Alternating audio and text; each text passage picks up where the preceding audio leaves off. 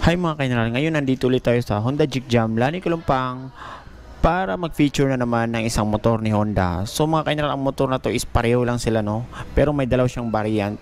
Kaya tara tignan natin at ikumpara kung anong meron sa kanila. Let's go!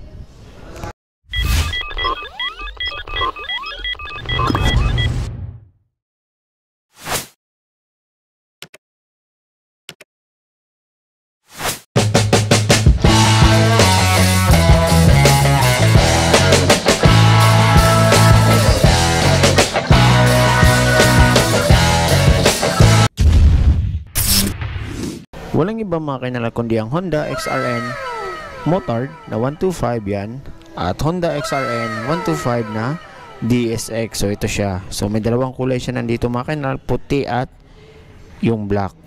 So ngayon pag-usapan natin anong pinagkaiba nitong dalawa. Ang motor ito mga kaineral ay merong kaparehong 125cc, naka single cylinder, 4 stroke, single overhead cam at naka air cooled na engine yan.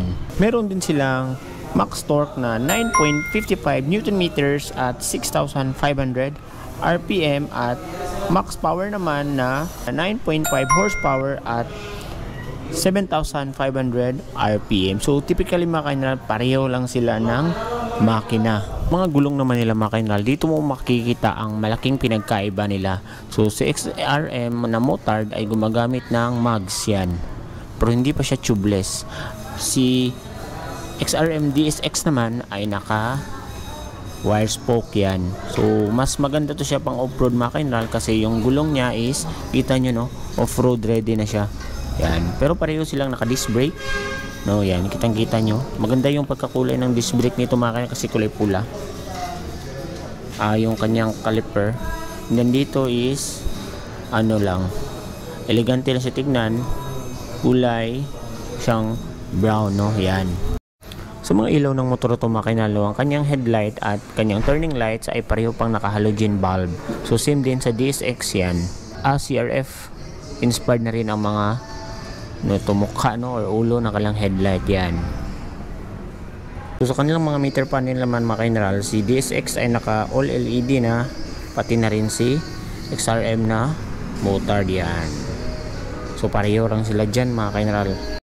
So sa kanilang starting system naman mga kaineral is pareho silang merong kickstart yan. Si DSX meron din, tsaka si Motard, tsaka meron din silang electric start yan.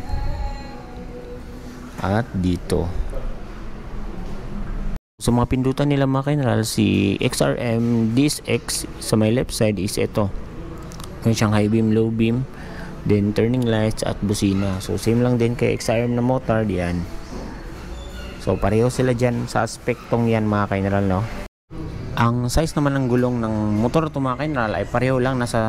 Ang front tire is nasa 70 by 90 R17 yan. So same lang sila mga kaineral. Sa likod naman is ang tire size doon is nasa 80 by 90 R17. Sa mga suspension naman yung mga kaineral, no, kitang kita nyo same lang din, telescopic fork yan sa harap. Pareho ring merong engine protection itong ating mga motor mga kaineral yan. So kitang kita nyo, ito meron, then sa kabila meron din. Ang isa rin sa ikinaganda ng XRM mga kaineral is meron na siyang extension, no, na nakalagay na sa kanyang tapaludo sa harap para iwas putik lahat doon sa ating makina. So same lang din sa Motard, meron na rin siya. So malinis pagkakabit mga kaineral, no? Unlike sa ibang mga motor na kailangan mo pa siyang lagyan. So dito naman tayo sa mga gulong sa likod mga kaineral. So ito yung itsura ng kanyang gulong sa likod mga kaineral. So naka siya mga kaineral, naka mags. So sa kabila naman is naka wire spoke si DSX. So sa kanilang braking system naman mga kaineral is pareho silang naka disc brake yan. So same pa rin, kulay pula yung sa kanyang caliper at dito kulay brown yan. So pareho silang disc brake. At sa mga suspension naman nila is pareho silang gumagamit ng dual shock yan, oh. So ito rin. Sa mga ilaw nila sa likod mga kaineral, si Motard at si DSX ay same lang din, no? So naka bulb type pa siya, pero maganda yung kanyang turning lights kasi intact na siya sa taillight, which means iwas sagi. So pareho na silang merong reflectorized dito mga kaineral yan, para dagdag visibility sa gabi. So ito na may tsura ng kanilang underseat compartment mga kainal, no? So kitang-kita nyo, wala namang pinagkaiba, same lang. Kung anong pwedeng malagay kay DSX, yun din kay XRM na motard. Yan. So sa fuel tank capacity naman nila mga kainal is same lang din, no? Nasa 3.9 liters. At alam naman natin na napakatipid ng motor na to mga kainal.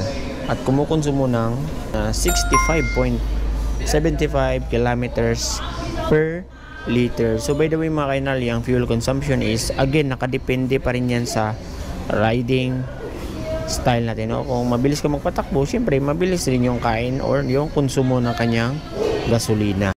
Isa rin sa nagustuhan ko sa mga XRM mga kainal, isang kanila mga edges nyo dito sa may tail, napaka tulis tignan mga kainal yan. At sa kabila rin same lang yan. So upuan naman lang mga kainal is same lang din, no? Hindi rin siya masakit sa puwet, at the same time napaka ganda tignan at hindi siya madulas, no? Yan. Oh. So maganda to sakyan mga kainal. So ngayon mga kainal, puntahan na natin ang pinaka-exciting na part ng ating video, which is ang presyo ng dalawa. So ito ang presyo niya ngayong 2023 December mga kainal, no? So ito siya. So ito siya mga kainal, si XRM Motard 125 ngayong 2023. Ang kanyang cash price is nasa 78,000 pesos yan. So pwede kang mag down payment ng 7,000 pesos at 36 months monthly installment na 3,446. So may rebates pa yan na 200. So napakadaming freebies dito mga kainal sa Honda Jikjam Lanoy Kalumpang. And then si XRM 125 DSX naman is ito siya. So ang cash price niya is nasa 76,000 pesos. Down payment kasi naka-promo sila ngayon 3,000 pesos. At 36 months monthly installment at 3,541. So may rebates pa din yan na 200. Yan. So yun mga kainal, ang ating comparison sa dalawang motor na to na isa sa mga best selling ni Honda. So nasa sa inyo na yan kung ano ang gusto nyo, itong motard o si DSX. Si DSX more on pang off-road talaga siya mga kainal, kasi sa gulong pa lang niya ay kitang-kita nyo na yung mga spike. Samantalang si motard naman is pwede naman siya pang off-road, pero mas maganda siya sa city driving. Yan o, kita nyo. Pero still okay na okay pa rin to sa pang off-road. So yun lang mga kainal, no? Kung may gusto pa kayong i-comment or mga motor na i-review, comment down below nyo lang, especially Honda products, kasi napakarami niyan dito sa Honda Jikjam Lanoy Kalumpang. So again, umabot ka sa part ng video na to, is gusto kong mag-thank you sa patuloy na panonood at suporta. So yun lang, ride safe, bye bye.